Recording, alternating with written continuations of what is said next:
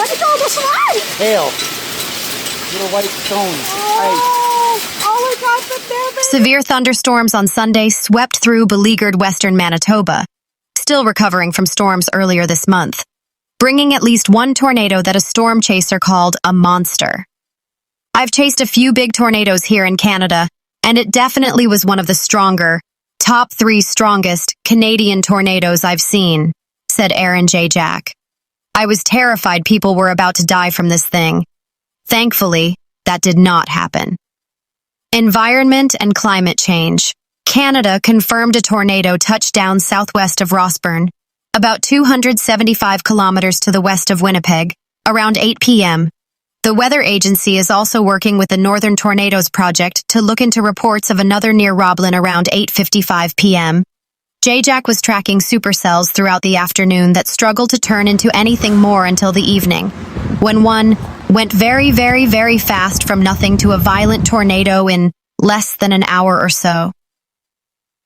The first swirls of dust began about 3 meters away from him, just south of Birtle, southwest of Rossburn. Within 10 minutes, it peaked into a pretty big monster tornado, Jayjack said. I tracked it to the east. It was moving at a pretty good clip. Towards Rossburn, he said. I watched it fortunately miss a couple of homes, but then unfortunately make a pretty direct impact on a farmhouse. At that point, he halted his chase and went to the house to check on anyone inside. It was pretty heavily damaged. It still had some of its walls, but its eastern wall had come down, and roof was missing. The rest of the farm was hit pretty hard as well, Jayjack said. Thankfully, the people in that home were okay. We were able to get to the house and crawl through debris and check on them. Barb McIver, who took pictures of the tornado, called it an amazing sight to see. In an email, she said while she was glad no one was hurt, "My heart goes out to the family that was affected." Jayjack said the people in the home had already called 911 and were waiting for emergency crews to arrive when he got there. He went to the next house, about 100 meters down the road, driving through downed branches and around trees. There was no one there, fortunately, but it wasn't damaged as bad, he said. Rossburn Fire Department Chief Kelly Sloan said an older couple was in the brick farmhouse. She was in shock quite a bit, but other than that, just lots of damage around the house and the yard and barn and all that, he said, adding he's been on the fire department for 40 years and has never seen a bigger tornado. A barn on the property was also destroyed. A large steel shipping container was tossed into the middle of a field. Trees were ripped by their roots from the ground, and cars were flipped over in the yard. It was a century home, so it was a piece of history gone as well, said Shirley Kaliniak, mayor of the Rossburn municipality. You can never rebuild a century home. On the neighboring property, a shop building was destroyed, and part of the home's roof was peeled off. Kaliniak said she will check with her council on Monday to see if there's anything we, as a municipality, can do for these folks. Adam Grabowski, deputy mayor of the Rossburn municipality, said he spoke with the municipality's chief administrative officer and will reach out to the Emergency Measures Organization about declaring a local state of emergency. I've never seen the clouds move the way that they did, said Grabowski. They came from the east going to the west, then they came from the south going to the north, and then they came back at us. Jayjack estimates the tornado was on the ground for at least 20 minutes and left a trail of damage. From my experience, it looks like it's probably an EF3 on the enhanced Fujita scale, he said. It wasn't your run-of-the-mill tornado. The Northern Tornadoes Project, a Western university-based lab in Ontario, is sending a team out on Monday to do an investigation and assign a damage rating, said Environment Canada meteorologist Shannon Moody. More information will also be gathered about the possible tornado near Roblin. Once a preliminary assessment has been completed, Environment Canada will be able to provide more information. Sunday's storm also brought quarter-sized hail to the Shell Valley area and wind gusts up to 100 kilometers per hour near Somerset, Moody said. More active weather is forecast for Monday. All the overnight stuff is quieting down, but it'll reinvigorate this afternoon and through the evening, she said Monday morning. It's a very, very unsettled pattern right now. Storms and flooding this month in western and southern Manitoba have damaged hundreds of homes and forced some to evacuate. People were stranded on rooftops after flash flooding in the municipality of Swan Valley exactly 3 weeks ago, while a local state of emergency was declared in the neighboring municipality of Minitonas-Bozeman due to flooding. Some streets in Brandon flooded in the span of a few hours Monday as western Manitoba was hit by heavy rains. Residents could be seen wading through residential streets with the water reaching as high as their knees that evening. Mayor Jeffrey Fawcett said slow drainage combined with the heavy downpours has led to some high water levels in some parts of the city. It came down so fast, so hard, he said in an interview with Up to Speed Monday afternoon. It was a serious amount of rain in a very short period of time, which does back up the system. An environment and climate change. Canada orange warning was issued for western Manitoba and parts of Saskatchewan on Monday afternoon. It warned highly localized rainfall in excess of 150 millimeters were possible, with general totals ranging from 35 to 90 millimeters. Environment Canada meteorologist Chris Stammers said that as of around 8 p.m., Boissavin had received the most rainfall, with the local station reporting about 150 millimeters. The community is about 65 kilometers south of Brandon. I'm 70 years old, and I haven't seen this much rain in that short a period of time, said Ross McKellar, who watched the downpour from a campground in Boissavin. I'm not a farmer, but I'm sure it's not good for the farmers' fields, he said, adding he's also concerned about people who might have to deal with flooded basements. A rainfall total of around 50 millimeters was recorded in the Brandon Airport area, but there were reports the west side of the city had received about 100 millimeters, Stammers said. A lot of it has kind of moved off to the north now, kind of over the Parklands area up near Dauphin, he said. But we're still seeing thunderstorms over southern Manitoba right now developing. So, still more on the way. The heavy rainfall comes as a low-pressure system moves from the Dakotas through southern Manitoba. Parts of that region were under some type of thunderstorm advisory, with a tornado watch also in effect in some areas.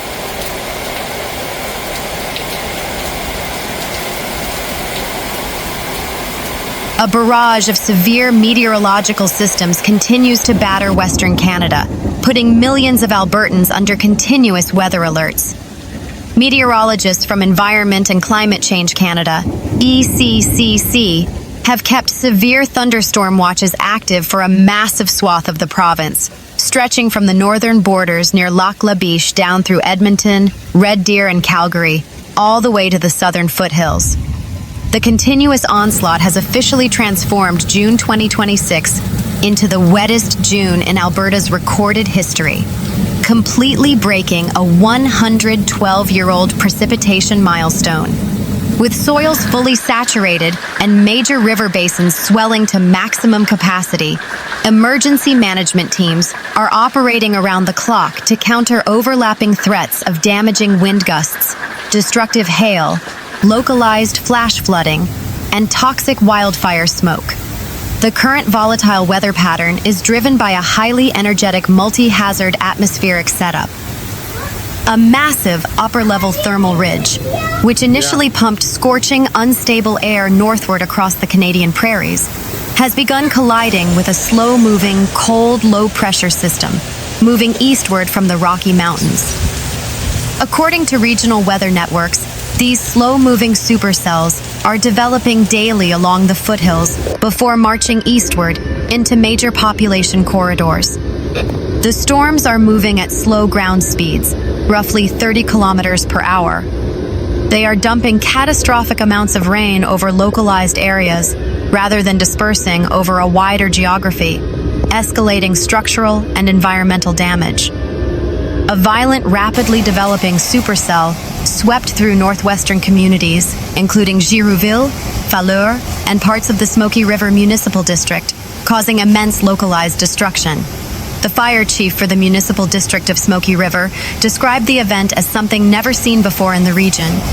The system evolved from a standard localized cell into a rotating supercell within minutes, no official tornado warning could be transmitted before touchdown occurred. Dozens of homes suffered structural damage. Roofs were ripped clear from structures, windows shattered, and standalone garages flipped completely upside down. What is all this? Outside town borders, commercial farms took the brunt of the impact. Multiple multi-ton steel grain bins were crumpled, and heavy machinery sheds were leveled. The physical impact snapped transmission poles, plunging entire rural communities into prolonged power blackouts. Communities surrounding Calgary, Brooks, Medicine Hat, and Strathmore have faced severe straight-line winds and massive hail events. Powerful downbursts and straight-line winds generated by collapsing storm cores have clocked astonishing speeds across regional tracking stations. ECCC logged numerous reports of golf ball-sized hail, measuring up to 5 centimeters in diameter, hitting communities near Brooks and northwest Calgary, notably the Bonavista Downs and Valley Ridge areas. The falling ice shattered vehicle windshields, dented residential siding, and stripped leaves and branches from mature trees, leaving local roads littered with green debris. The accumulation of moisture over the province has reached critical thresholds. Edmonton alone surpassed 262 millimeters of total rainfall for the month, utterly obliterating the previous wettest June record of 216.5 millimeters set way back in 1914. The Alberta River Forecast Centre has issued high-priority flood watches and high stream flow advisories, focused heavily within the Red Deer River Basin. Water levels peaked dramatically, rising between 1.5 to 2 meters. The sudden rush of water forced emergency evacuations and closures at the Riverside RV Resort and Greenwood Campground. Water levels swelled up to 2 meters over baseline, resulting in flash inundation across Water Valley Provincial Park and Red Lodge Provincial Park. High stream flow advisories remain active as water levels rose between 1.0 and 2.5 meters, threatening low-lying rural acreage and agricultural infrastructure. In metropolitan Edmonton and Calgary, municipal sewer systems have faced severe backups. Civil authorities issued emergency mandates urging urban residents to curb non-essential water usage, such as running dishwashers or washing machines, to lower the burden on overwhelmed wastewater treatment plants. Dozens of residential basements have flooded, and critical commuter routes have been choked off by water pooling. Even commercial sectors have taken a financial hit. Local golf courses have closed due to total waterlogging, and retail inventory shortages are emerging for consumer essentials like mosquito repellents, as stagnant floodwaters trigger an explosion in pest populations. Ground operations at the Calgary International Airport, YYC, were also temporarily suspended during peak lightning windows to protect tarmac crews, leading to widespread flight delays and baggage backlogs. The widespread property damage. Provincial authorities have confirmed that no fatalities or serious bodily injuries have been reported across the province. Officials attribute this perfect safety record to high public awareness and the rapid self-mobilization of rural communities. In areas like Girouville and the Smoky River District, where formal radar alerts failed to catch the sudden tornado touchdown, neighbors immediately organized grassroots rescue and cleanup squads. Armed with chainsaws, heavy tractors, and personal vehicles, local citizens cleared downed trees from primary roads within hours of the storm's passing, allowing municipal utility crews immediate access to splice fallen power wires and re-erect poles. Major summer events like Canada Day long weekend celebrations underway, provincial park rangers have closed vulnerable campsites and issued strict warnings to backcountry hikers. The Government of Alberta, alongside Environment Canada, continues to advise a policy of absolute caution. The standing directive remains simple yet vital for all residents caught in the path of a developing cell. When thunder roars, go indoors. If a rotating wall cloud, funnel cloud, or active tornado warning is issued for your immediate coordinates, move away from windows, abandon temporary trailers or vehicles, and seek refuge in an interior basement room or a reinforced ground floor concrete structure immediately.